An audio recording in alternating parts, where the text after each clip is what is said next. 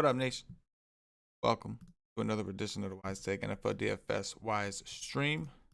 CK013 here. You can find me on Twitter at CK_013. And I, of course, am from the Wise Take Nation, which you can find on all the social media platforms listed below.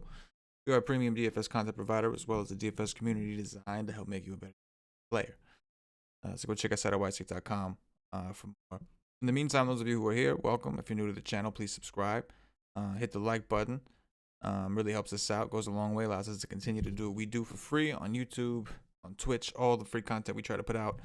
All we're asking for is some likes and subscribing and notifications, bell clicking, that's it. And the notifications bells for you guys anyway, right? You don't want to miss out. And when we do go live, you don't know what's going down. NBA is fast approaching. We had a very successful preseason. Had a little takedown on the Friday slate, did not play Saturday. And then, of course, Sunday was NFL day. Didn't do so hot in the NFL this week. Was a little too heavy on that Chiefs game. Call me a donkey, call me a fish. Did have Kyler Murray, just not enough Jalen Hurts, and 30 was done to me. However, looking to bounce back with some Monday Night Football Showdown action, which we have to discuss right now. So this one seems a little bit lopsided, right? We got 14.5 total. I'm sorry, a 14.5 spread. The Steelers are 14.5 point favorites. And we have a 40.5 total. I think most of us are kind of expecting the Steelers to fill out most of that 40.5 total in general. So yeah, that's the game we have for Monday night. But we'll do what we do. Now, obviously, the more popular approach to this is going to be loading up on the Steelers side and using, because you have to have one player from the opposing team, using some cheap player from the other team. So as you can see the projections on the screen in a minute, I'll try to switch and we'll actually pull up DraftKings and go through a couple builds. But first, let's talk about the Steelers side of the ball.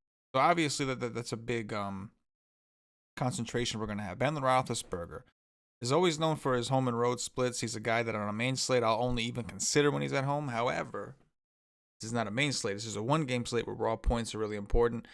And it just seems unlikely that if the Steelers do win this game the way they're supposed to, you don't have Ben. So Ben is probably going to be on most of my team, right? I don't see too many worlds where he's not, especially with the way the Steelers have been passing.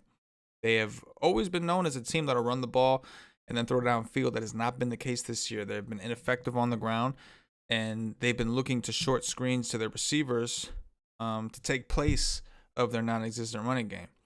So Ben Roethlisberger, whether you put him in the captain or not, I think should be rostered on pretty much all your teams, unless, assuming that we're going with the Vegas build, assuming that we're thinking that the Steelers are going to do what Vegas implies they are going to do. Personally, we know on these showdown slates it's usually a good strategy to leave money on the table in tournaments. Now, in cash games, you're obviously not concerned with being different. You're just trying to play the best guys out there. In a tournament approach, even if you were to win, if you use all of your salary, there's a good chance you're going to tie with enough people to where the win is not significant. So depending on what your goals are, I think that who we put in the captain could determine how different we're able to get. I expect Deontay Johnson and Juju to be right up there with Ben Roethlisberger in terms of ownership in the captain. Deontay Johnson, one of the best plays on the slate, no doubt. He's the number one receiver for the Steelers. He got benched in the first half last week because he dropped 3 balls and then got put in, and the second half went out there and made some plays. So we know that the coach has said that they're going to give him a new clean slate, but if he drops the ball, he's fucking benched. So those are your first two that I expect to see. Juju's been coming on a lot stronger as of late. And in PPR sites like DraftKings, that shit's important, right? It's easy points just to have the ball thrown at you. So I expect those two to be popular, and I think they should be rostered, of course. Where we get a little more different, I think that Claypool could be a notch down in ownership a little bit. Maybe not in the captain, because he might have a weird ratio of how many people are rostering him opposed to how many people are putting him in the captain, because people that put him in the captain are probably doing it to save money. So the question is, if you're prioritizing plays, I do think people will prioritize Deontay Johnson and Schuster, and we could see Claypool kind of get left out in that mix. Or maybe people just use him as a salary reliever altogether because he is cheaper. But I do think that he'll be a little more different. One thing, one like crazy-ish, I don't know. Maybe it's not that crazy. Maybe I think it's kind of crazy because I'm not huge on the situation. But Eric Ebron and the captain is kind of interesting. You can save a lot of money and have the potential, and we'll go through those builds and just see what it does for us. I really haven't messed around too much after doing the projections. So Ebron's interesting simply because we know the Bengals have been one of the worst teams against tight ends all season, and it's not like Ebron doesn't get work. He gets plenty of targets. So I'm definitely interested to see what builds will look like if we do that. The Steelers are that's a whole other decision on its own. I feel like it's rare on these showdown slates that we've gotten like a defense that's 7K or above and have actually ended up in the winning lineup. But this is a unique situation, right? We got a Bengals team that's down to the third string quarterback, right? Brandon Allen got hurt. We got Finley in there. Bad offensive line. No run game. So it's hard to envision the Steelers not doing well. Now, I know the Steelers they lost to Josh Allen, after being undefeated for most of the season. They're on like a 2-game losing streak, but they really got screwed by the scheduling. They finally had, I think, I don't know how many days off, but they've actually had a decent amount of days off to kind of recoup. And this is the perfect get-right spot against this Bengals team. So it's really hard to envision. I know the Jets beat the Rams, so anything is possible. That sucked. As a Jet fan, that really fucking sucked. But at the same time, it just seems so unlikely. Different situation, right? The Jets were healthy going into that game. Like I don't even know how. I still can't justify how that happened, but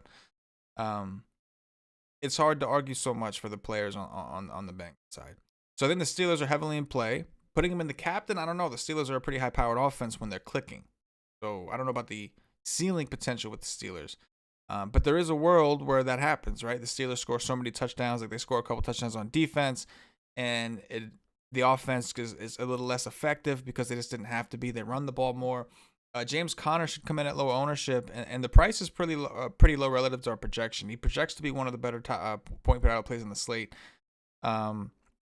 for us. And I know that the run game has been non-existent. Conner's coming off a game where he scored 1.8 points, but the game script is so projected to be in favor of the run game that I don't want to rule him out. And I don't think it's a situation where we have to, worry about, do we play him? Well, we got Ben, we want a receiver. I don't think it matters, right? We're looking for raw points. Who is going to score the points on this offense? Ben is going to be a piece of anything in the passing game. And then Connor's going to be most likely something on the ground. And you could argue that we've seen his role kind of reduced a little bit, right? We've seen them get Jalen Samuel in there a little bit more. We've seen Benny Snell get in there a little bit more, and they are significantly cheaper and can provide you with unique builds, especially if you play the garbage time narrative. Like I almost think that if you were going to play the Steelers and the captain, you may want to play one of those guys instead, or in addition to Connor or something like that. That's definitely a possibility. I'm cool with the kicker at 4K. He's a good kicker, Boswell. The Steelers are one of those teams that don't like to kick field goals. Like we've seen them go for 2 a lot in the past, and I don't know. I mean, he's a good kicker, so I think it's fine, but it's not necessarily like a monster deal. James Washington did well in the last time these guys were on a showdown slate. They've been on quite a few lately. 4,400 seems too cheap. Keep in mind though, last week when Deontay Johnson got benched, they put James Washington basically up in the order, so he played a lot more because Deontay Johnson had the drops issue. So I don't necessarily think, like, if he ends up pretty popular today, I don't know if he should be necessarily, because if you look at before that game, not necessarily a high usage player, if you will. So I'm okay. I'm okay for value, but I just wanted to point that out, that I actually think that Boswell's points are probably a little more secure than James Washington. But obviously Washington has the bigger ceiling. And if Deontay drops the ball again, we could certainly see. I would expect to see Washington get that work again. The Bengals side. So who would be potential bringbacks in this scenario? Right, we're going heavy on, say, Steelers, doing a whole bunch. Like, you just need one Bengal on the bringback. You have to.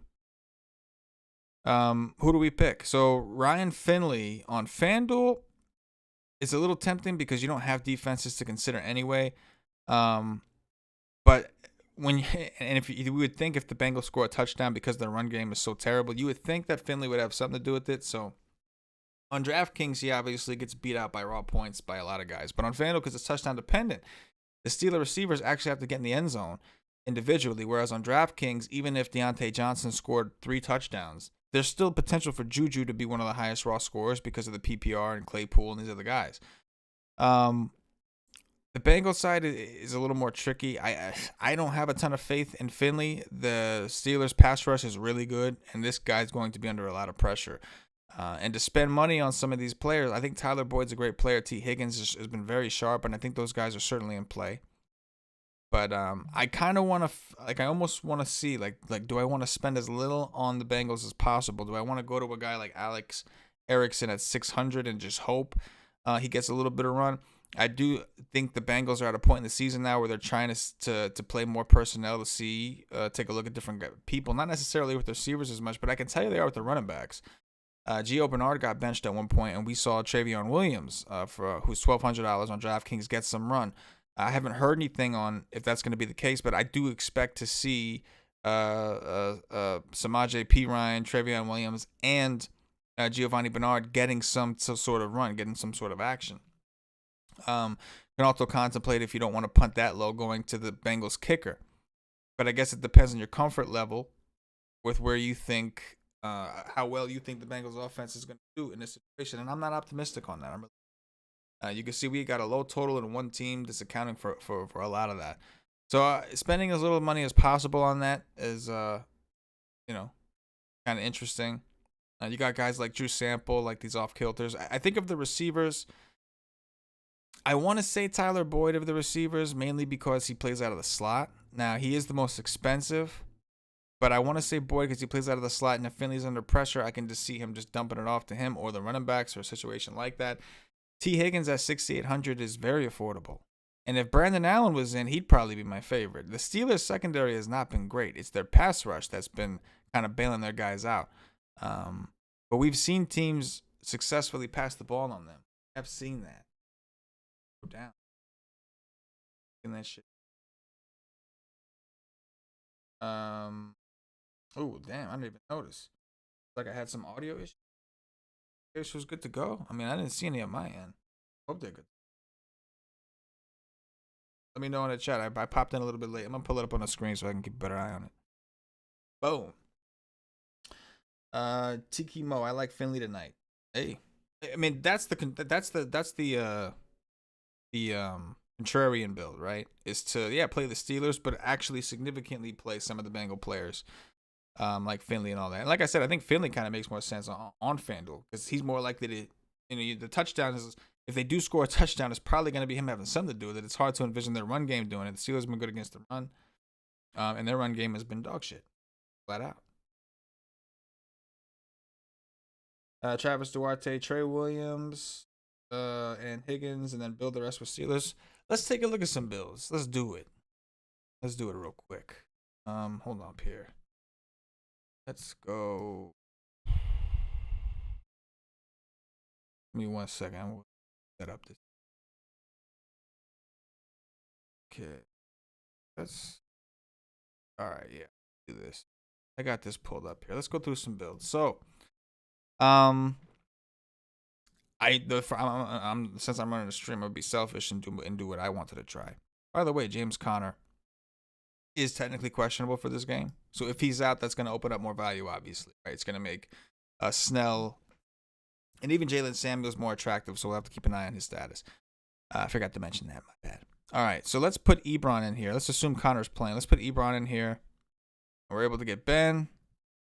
Deontay Johnson, Schuster. So we have 4,200 still to work with, right?